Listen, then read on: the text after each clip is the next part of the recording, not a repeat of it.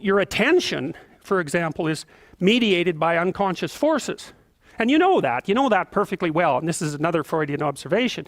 You know, if you're sitting down to study, for example, your conscious intent is to study, but you know perfectly well that all sorts of distraction fantasies are going to enter the theater of your imagination non-stop and annoyingly, and there isn't really a lot you can do about that except maybe wait it out.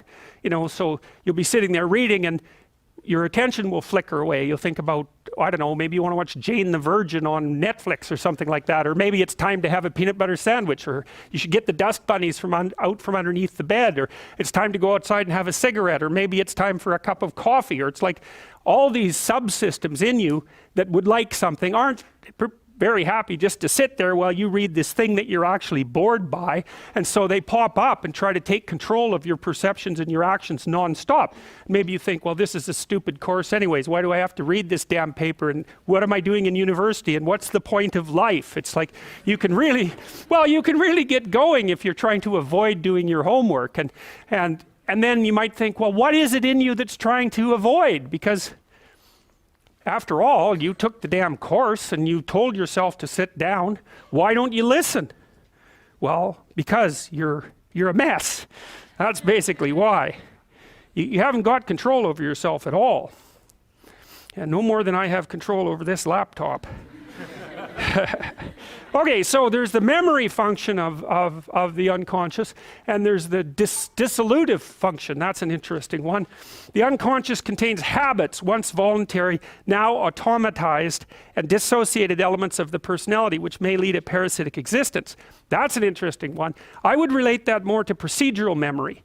You know, so what you've done is practice certain habits, whatever they might be, let's call them bad habits, and you like those things to get under control, but you can't. So maybe when you're speaking, for example, you use like and you know, and you say a lot, and you've practiced that, so you're really good at it, and you'd like to stop it, but you don't get to, because you've built that little machine right into your being, right? It's neurologically wired, and it's not under conscious control, and anything you practice becomes that.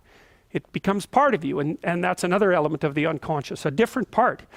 And then there's a creative part, which is that, well, you know, you're sitting around and maybe you're trying to write something, or maybe you want to produce a piece of art or a piece of music, or maybe you're just laying in bed dreaming and you have all these weird ideas, and especially in dreams, it's like, where do those things come from? And even more strange, one of the things that's really weird about dreams, and almost impossibly weird, is that you're an observer in the dream. It's like a dream is something that happens to you. Well, you're dreaming it, theoretically, so how is it that you can be an observer? It's almost like you're watching a video game or a movie, but you're producing it, at least in principle, although the psychoanalysts would say, well, no, not exactly. Your ego isn't producing it, your unconscious is producing it. It's a different thing. It's a different thing, and of course Jung would say, well, it's deeper than that. The collective unconscious might be producing it. It's, in some sense, it isn't you exactly, or it isn't the you that you think of when you think of you. And that's the ego from the Freudian perspective, the you that you identify with. That's the ego. And outside of that is the unconscious. The id, that's more the place of impulses, and you could think about those as the biological subsystems that can derail your thinking, right? And that govern things like hunger and sex and aggression and your basic instincts is another way of putting it. And it's a reasonable way of thinking about it, because these are subsystems that you share with animals. You share them certainly with mammals. You share most of them with reptiles. You share a lot of them with amphibians, and even going all the way down to crustaceans. There's commonality, for example, in the dominance hierarchy circuits. And so these are very, very old things. And the idea that you're in control of them is, well, you're not exactly in control of them. And I would say the less integrated you are, the less you're in control of them, and the more they're in control of you.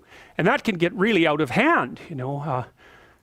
You can be, like with people who have obsessive compulsive disorder, for example, which seems to be, I would say, the dissolutive elements in some sense of the unconscious, the way that it's portrayed here.